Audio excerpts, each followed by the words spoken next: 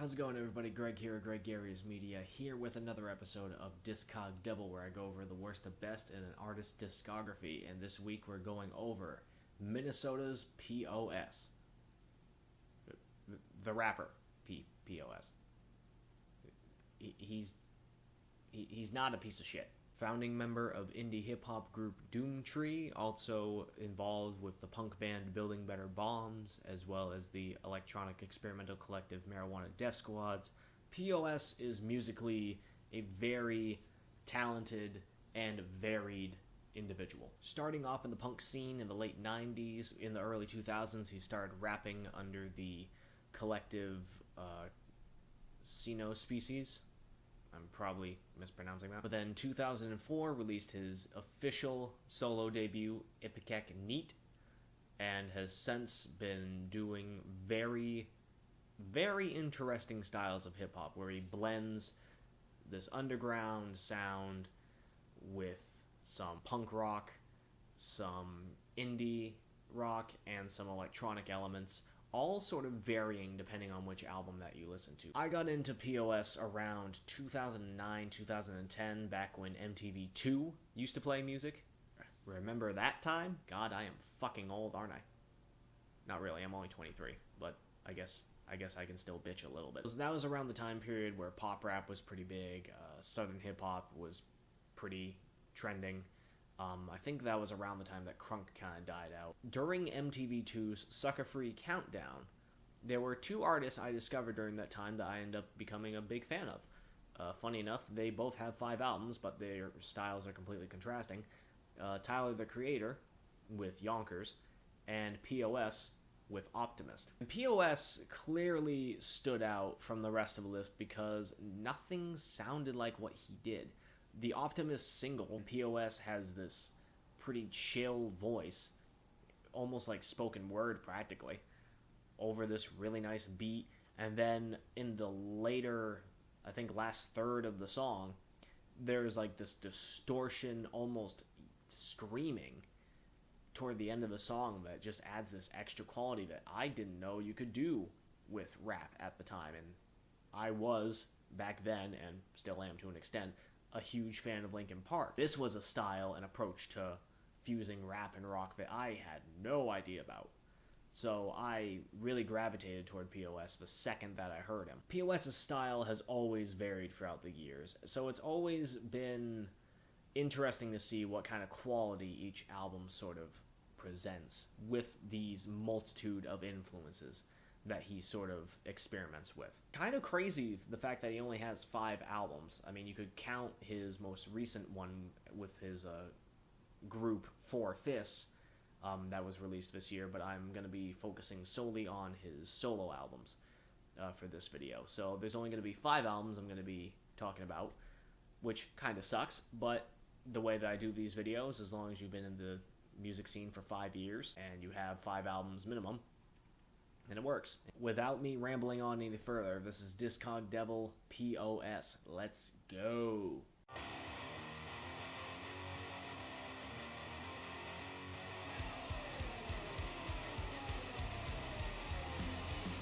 Kicking off this list, we have P.O.S.'s debut album, Ipecac Neat, at the bottom. And that isn't to say that this album is a bad album, but comparing it to the future albums that he would release, it does have some pretty noticeable flaws. Even P.O.S. himself acknowledged this at a 10th anniversary interview, where he said that there were moments that were a bit sloppier and that maybe some of the production could have been a little bit better.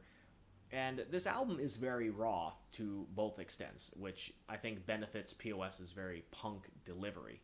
And his signature delivery is definitely here, it's just not as refined. And the production on here, for the most part, is pretty decent. There's not really anything bad I can say about the album, outside the fact that it's not quite as memorable for me. And maybe that might be a point of disagreement for some fans, because I know that some of them have been with him since 2004, and I hopped on around 2009, 2010.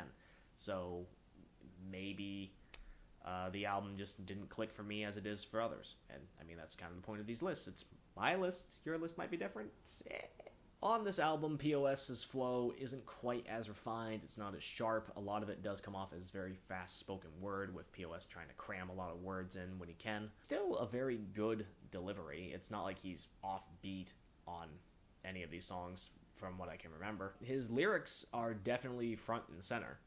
P.O.S. is definitely the highlight of this album. His flow is aggressive and his wordplay is very nihilistic. The production on here starts off extremely skeletal, with Gimme Gimme Gunshots being as minimalist as possible.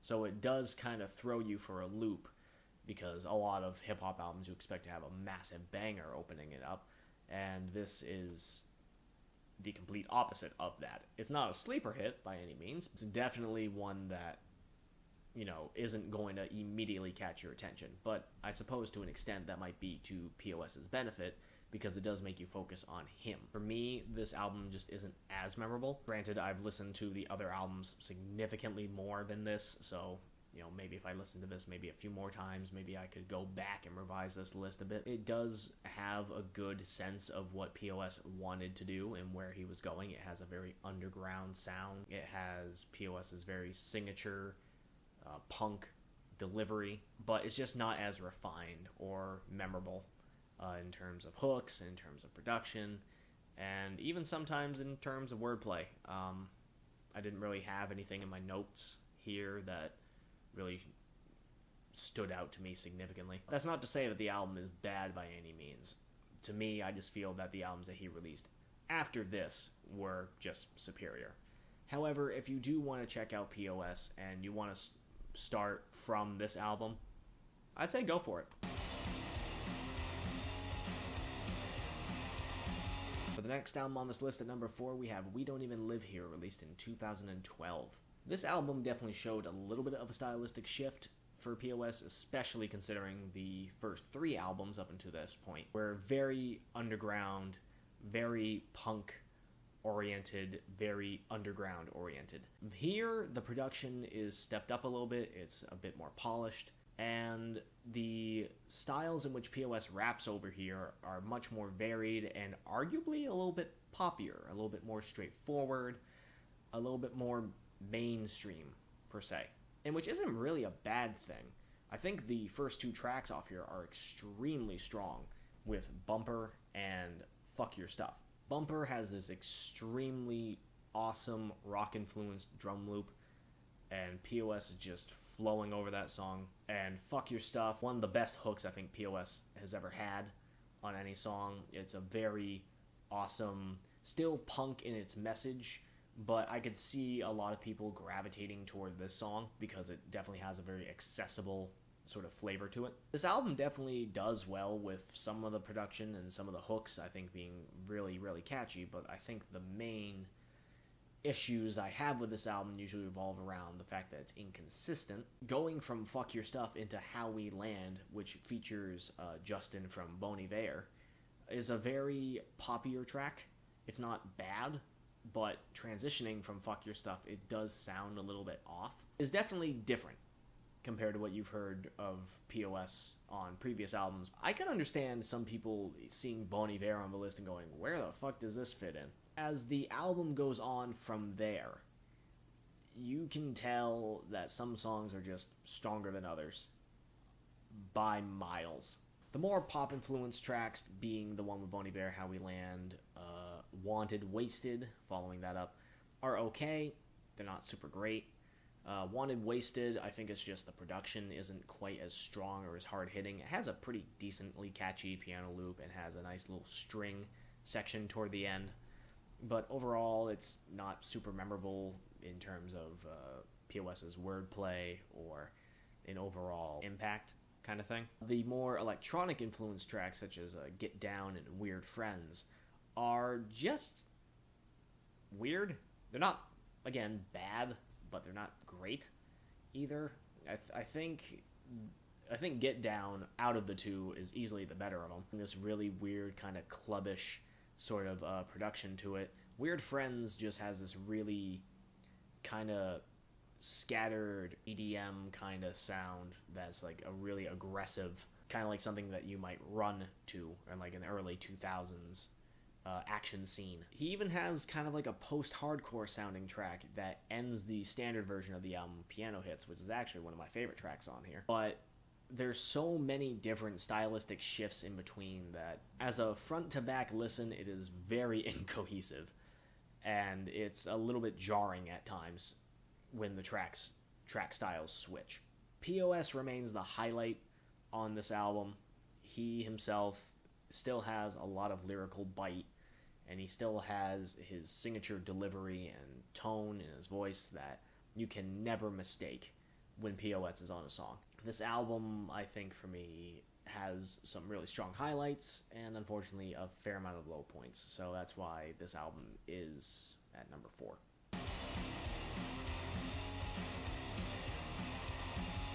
For the bronze at number 3, we have Audition, released in 2006. I have the 10th anniversary vinyl of this album, and it is beautiful. Essentially, what Audition is, this is probably the one that stylistically isn't as big of a jump. This follows up Ipecac Neat, and essentially what this album is just a strong refinement of what P.O.S. was going for on his debut. The production is a lot more hard-hitting, P.O.S.'s delivery is much sharper, and his lyrical bite is even just more menacing than it was before. There are extremely great highlights on this album. You have Stand Up, Let's Get Murdered, which is sort of a call to arms track to sort of fight up against the government. This was during the Bush era, and not to say that this couldn't fit in any era, because P.O.S. is very notable for not being a big fan of politics, especially our current government situations. But this song in particular, he actually mentions keeping his hands warm with the damn Patriot Act. There was another funny line on here. I hung my flag high, but must have misunderstood when Beanie Siegel said, "Hey, yo, light this shit the fuck up." Oh, that's nasty. The Kill in Me comes off as a very, very weird horrorcore song. According to P.O.S., it's a breakup song, and essentially he felt like this song could have been better, but as it is, I think it's a really interesting song, especially with P.O.S.'s delivery over this really skeletal, haunting beat, where he's going really fast at points too. I'm not sure if he's stumbling over his own words, but or at least he's on beat, and there are certain words that don't quite come out as clear, but it's super impressive to see P.O.S.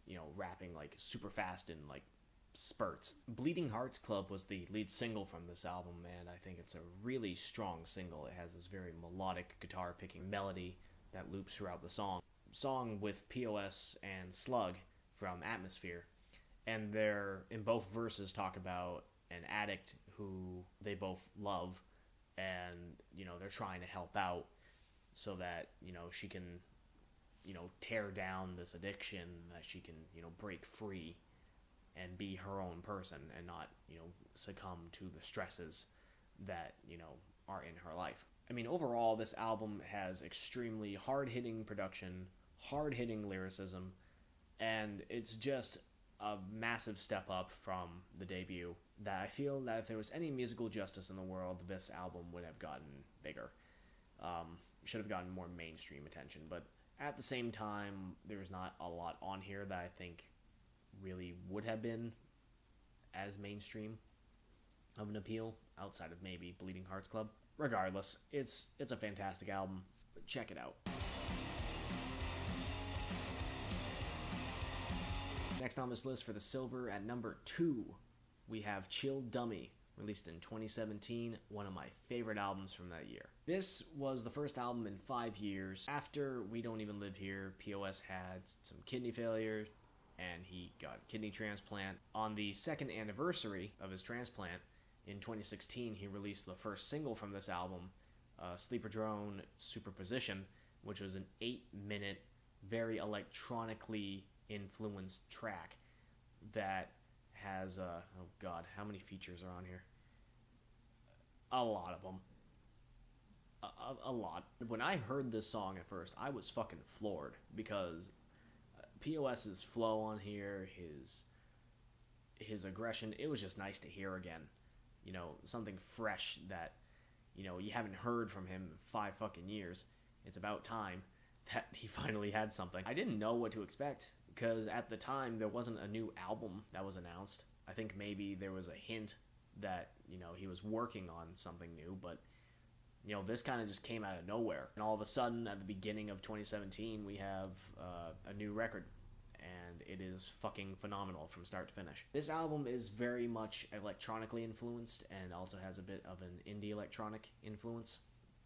It was indie-tronica, I think is the genre. Because he has some industrial influences on here right from the get-go. You have Born a Snake, which just opens up with this hyper-distorted synth line. I'm not even sure if it's a synth because it's so fucking distorted. But it's just hyper in your face. Afterward, going to Wearing a Bear, which is probably the most straightforward song on the entire project, where P.O.S. is just rapping, and it is fucking great hearing him rapping over this really kind of cool, still really quirky, electronic influenced beat. Then going into Bully, which is easily one of the weirdest fucking songs, and I could never understand why there are some words that are just randomly censored. I couldn't find any reason as to why those were and were not censored, but it's still an interesting song. There are some really interesting songs on here where it has much more of a indie electronic or indie-tronica style beat.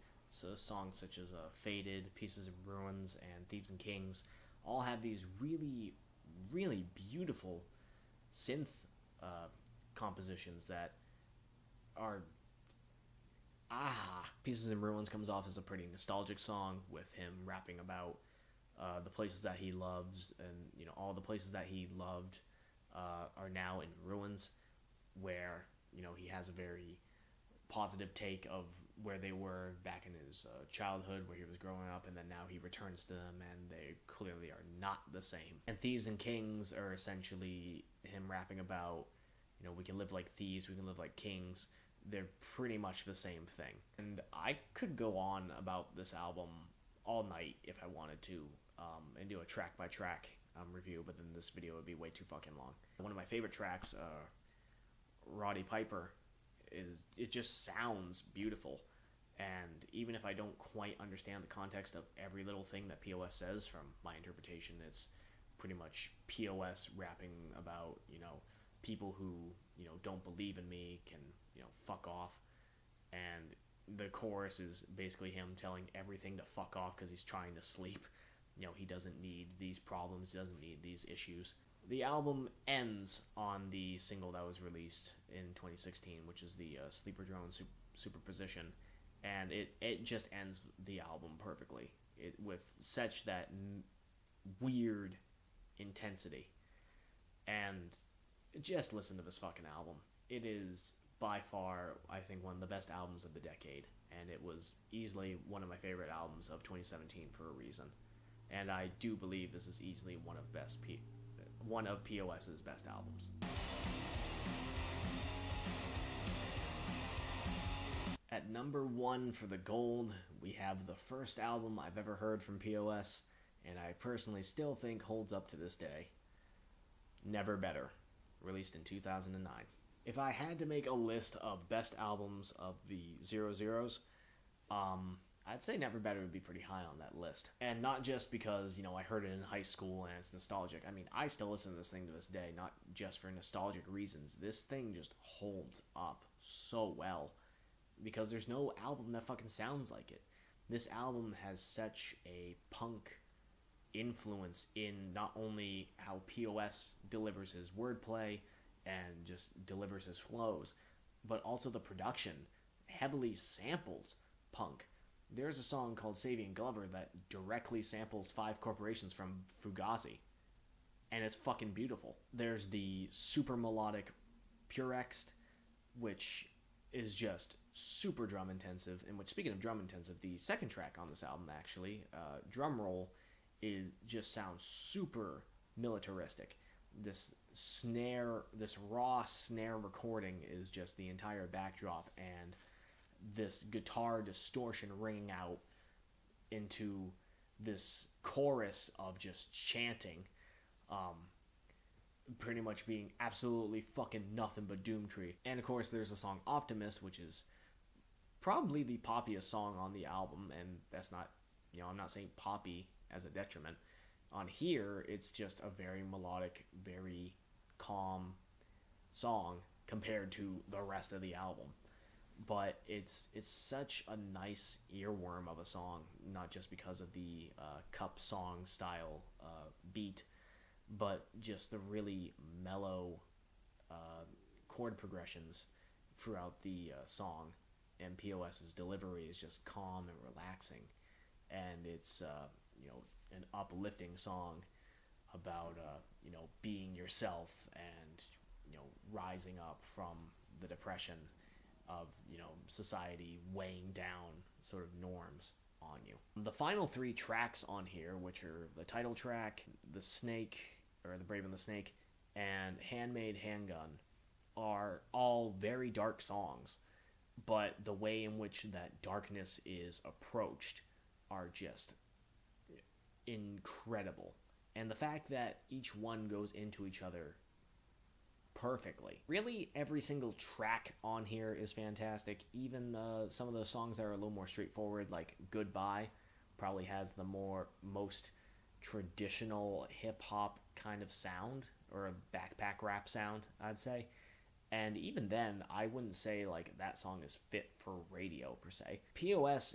has such a unique delivery in both the way that he handles production. I mean, he doesn't handle all the production on his albums, but he definitely has a very strong hand in how it ends up sounding. And also just how he handles himself over this production is just like, who else does this?